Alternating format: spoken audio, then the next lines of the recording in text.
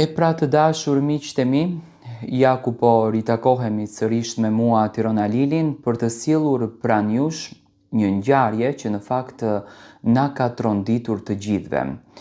Do të flas për një rast që në fakt ka ndodhur me një italian, një biznesmen, goxha i fuqishëm. Do të thënë ai ka shkuar për shërim në një spital dhe është kthyer në arkivol, por kur është kthyer në arkivol, trupi i tij nuk ka qenë i mbushur me organet e tij, por imagjinoni ka qenë i mbushur me lesh. Ai u nis nga Italia me shpresën dhe u kthye vetëm si një trup pa zë.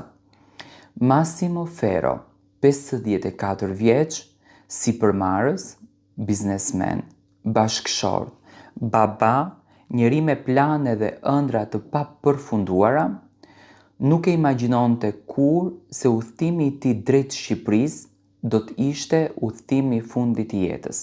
Dhe në fakt mua më vjen shumë keq pse kjo reklam në botën e jashtme po i bëhet Shqipërisë dhe pse kjo reklam po i bëhet mjekësisë shqiptare.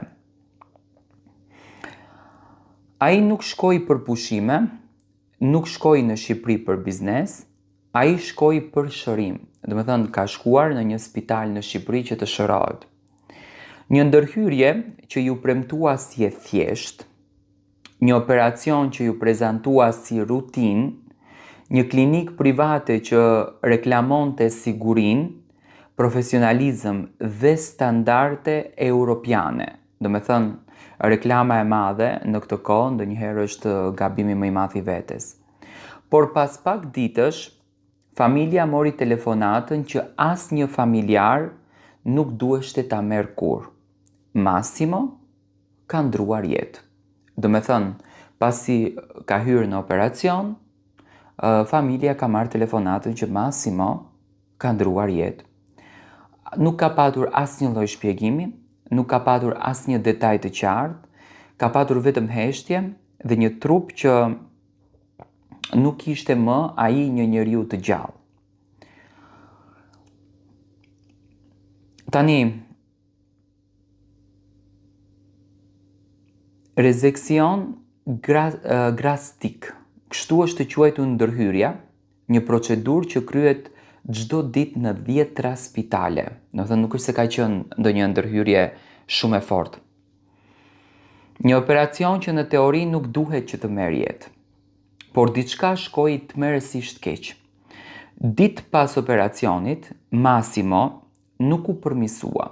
Gjendja e tij u përkeqësua, trupi i tij po dorëzohej, ndërsa përgjigjet mungonin dhe pastaj erdhi vdekja. Kur trupi u kthye në Itali, familja kërkoi për autopsinë. Ajo që mjekët zbuluan i tronditi të gjithë. Stomaku mungonte. Jo i dëmtuar, jo i prekur, por mungonte. Ka munguar. Dhe jo vetëm kaq, domethënë, një pjesë e zemrës ishte gjithashtu e hequr. Askush nuk e kishte dhënë nga familja e Massimos pëlqimin që të bëheshin këto transplante, që të hiqeshin, domethënë këto. Askush nuk ishte informuar, asnjë dokument shpjegues nuk kishin marrë për këtë gjë. Trupi ishte rimontuar me lesh. Do të thënë brenda në trup kanë futur lesh. Një metodë e vjetër e papranueshme jashtë çdo standardi modern të mjekësisë ligjore. Në atë moment, dhimbja e familjes me patjetër që u shndrua në dyshim. Dyshimi u kthye në frikë dhe frika u kthye në zemërim. Gruaja e tij, gruaja e Massimos, nuk kërkon hakmarrjen, ajo kërkon të vërtetën. Si mund të largohet një njeri nga shtëpia për një operacion dhe të kthehet pa organe? Si mund të preket zemra një njeriu pa asnjë lloj shpjegimi?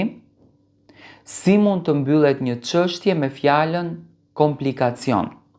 Autoritetet italiane reaguan, u kërkua autopsi e dytë, do të thënë në Shqipëri, u hap hetimi penal. Sepse kjo nuk ishte më një vdekje, kjo ishte një skandal i madh.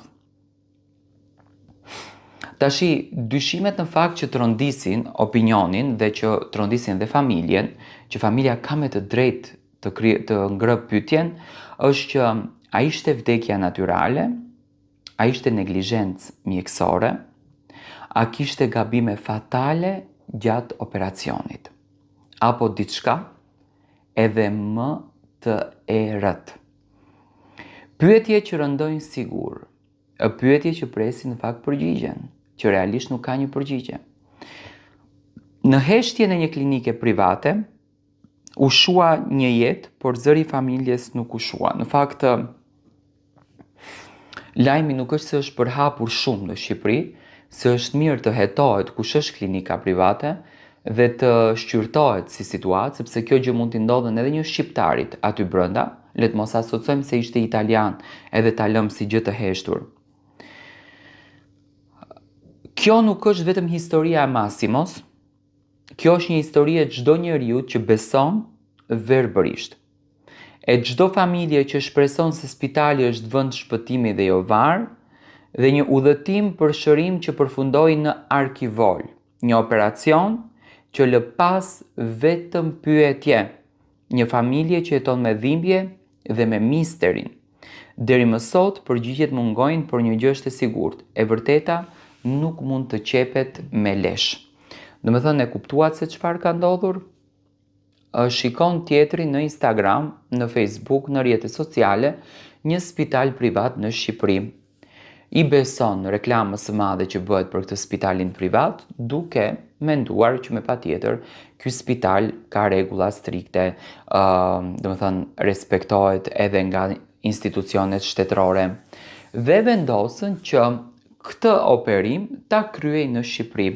Vjen në Shqipëri, operimin ja bëjnë shumë të thjesht, ja bëjnë shumë kalimtar dhe normalisht Massimo, zotëria në fjalë, beson dhe vazhdon rrugtimin e tij. Çfarë ndodh? Në momentin që Massimo del nga salla, gjendja përkeqësohet dhe i thuhet familjes që gjendja është e përkeqësuar.